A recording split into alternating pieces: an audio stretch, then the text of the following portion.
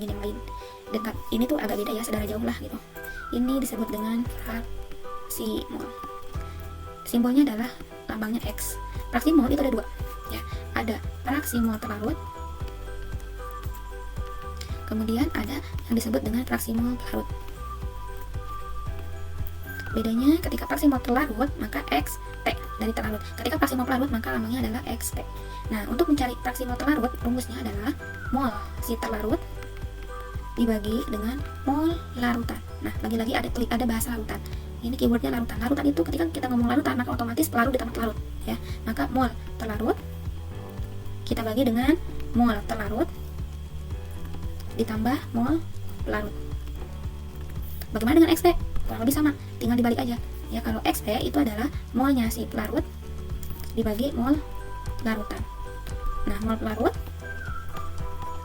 larutan lagi-lagi hasil jumlah ya. Nah, ini adalah hasil jumlah antara mol terlarut ditambah dengan mol pelarut. Nah, ini harus kalian ingat. Ini insya Allah mudah ya. Jadi kalau terlarut berarti terlarutnya di atas. Jadi nanti kalau misalnya perbandingan antara Xp dengan Xt berapa, karena bawahnya sama ya udah, berarti perbandingannya mol terlarut per mol pelarut aja. Begitu. Nah, kemudian ketika hubungan yang lain antara Xt dengan Xt adalah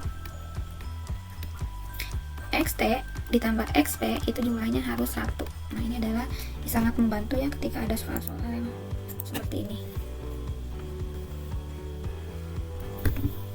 Nah, sekarang saya akan berikan contoh soal untuk fraksimol. Hitunglah fraksimol zat terlarut bila 117 gram NaCl dilarutkan ke dalam 360 ml air. Oke, saya buat ilustrasinya lagi.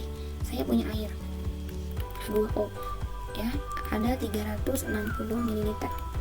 Kemudian saya punya satu mangkok garam sebanyak 117 gram. Nah, kemudian ini garam kita masukkan ke dalam air sehingga terbentuklah larutan garam. Nah, pertanyaannya, berapa fraksimol larutan garam itu? Fraksimol dari si garam itu. Kita kalau di fraksimol tuh istilahnya nggak ada fraksimol larutan ya, tapi pelarut sama terlarut aja. Kalau fraksimol larutan berarti tinggal dijumlahin, pasti 1. Nah, kita masukin Xt berarti ya. Xt sama dengan mol terlarut dibagi dengan mol larutan. Langsung tulis mol terlarut ditambah mol pelarut. Nah, mencari mol itu adalah gram per ml. Gramnya kita lihat 117 gram NaCl dibagi, kita cari ml NaCl, Na23 Cl 35,5, maka hasilnya adalah 58,5. Dari sini dibagi 58,5 per, ulangi lagi mol terlarut, maka 117 gram per 58,5 berapa? Kalian jumlahkan dengan mol pelarut. Nah, kita lihat di sini baru punya data volume. Nah, lagi-lagi kita pakai rumus primadona fisika lagi.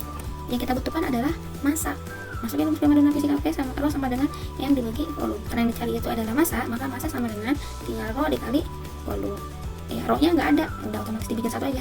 Gram per mililiter dikali 360 ml, maka massanya adalah 360 gram. Nah, biasanya tinggal masukin 360 dibagi. Nah, berapa ml dari air? Udah jelas 18. Ya sudah, kalian tinggal hitung berapa satuannya. Apa, nggak ada satuan ya, karena mol dibagi mol. Oke, lanjut ya, nanti tinggal dihitung. Soal berikutnya, hitunglah fraksimol 4 gram O2 yang terlarut dalam 180 ml air. Oke, sekarang saya bantu ilustrasikan terlebih dahulu. Di sini ada air. Air di sini volumenya adalah 180 ml. Kemudian di satu sisi saya punya oksigen. Wow, biasa ya, oksigennya dalam satuan massa. 4 gram O2. Sebenarnya sih ini soalnya salah ya. Yang namanya oksigen itu gas. Gak ada oksigen dalam rupa serbuk. Jadi ini soal yang ngawur. Tapi yang kita fokuskan adalah perhitungannya saja. Ini kita masukkan ke dalam air ceritanya, maka nanti akan terbentuk larutan oksigen. Nggak ada ya, larutan air aja ya. Ini akan terbentuk airnya itu H2O-nya berarti semakin banyak, H3O. Nah, ini diketahui fraksimol itulah fraksimol 4 gram O2 yang terlarut dalam. Oke, fraksimol terlarut dulu. Berarti Xt sama dengan mol terlarut dibagi dengan mol terlarut ditambah mol pelarut.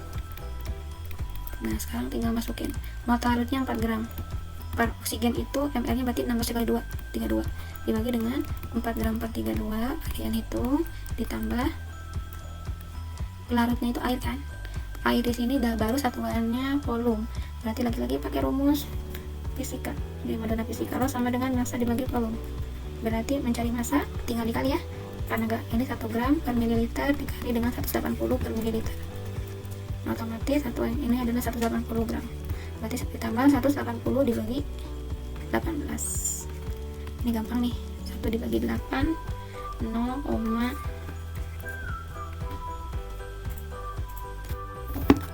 1 dibagi 8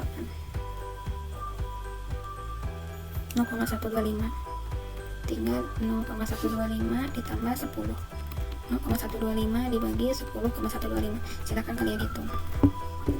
Oke, paham ya? Nah,